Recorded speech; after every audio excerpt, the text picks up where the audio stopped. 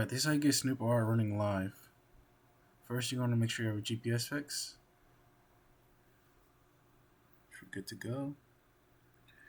Then you're going to go to my repository and download the new update, the new SnoopR live update, and put that in your new repository or directory so it runs correctly. Or you can just change the name to it and just keep the old one on there. Then I'm going to split the screen to 3 different screens and run all virtual environments, which is what I'm going to do right now. It just takes a while because there's 2 different ones.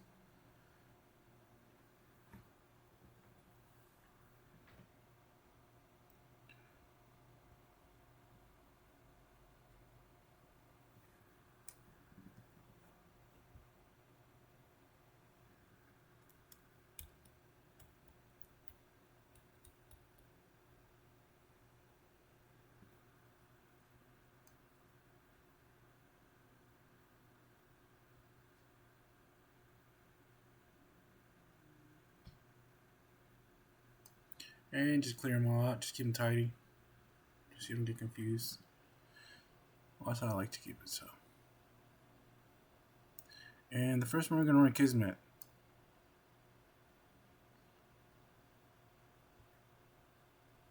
Log into Kismet. And this is where we're going to want to turn on all our data sources. So you're going to want to turn on your adapters so they start downloading data from them.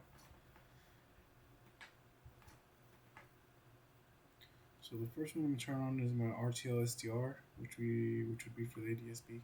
If you're going to use TPMS, it would be the RTL 433.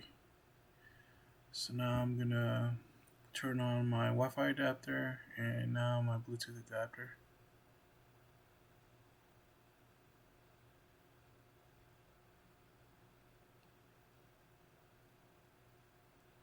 And yep, you see I got a GPS fix right there. And now we're going to want to turn on SnoopR, or run SnoopR.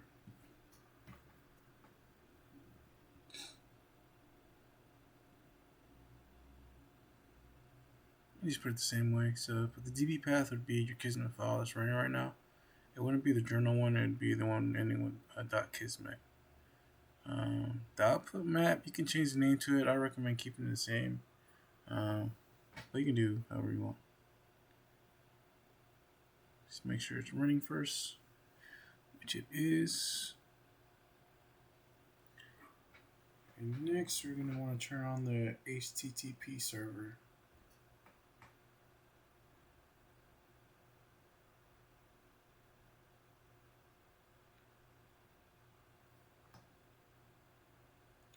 Yeah, I copied the wrong one. I kind of messed up here.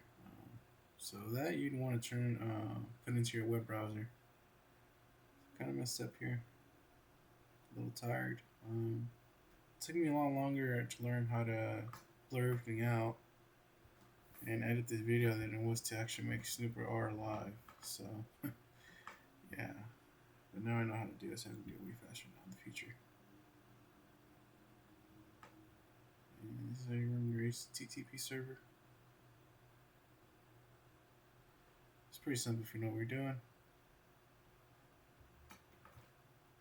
Once you get it running, you can put the local host in your web browser or your map. If you change the name of the map, you just change the map name right there.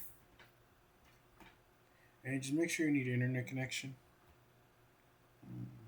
If you're on the go, you can just use a hotspot.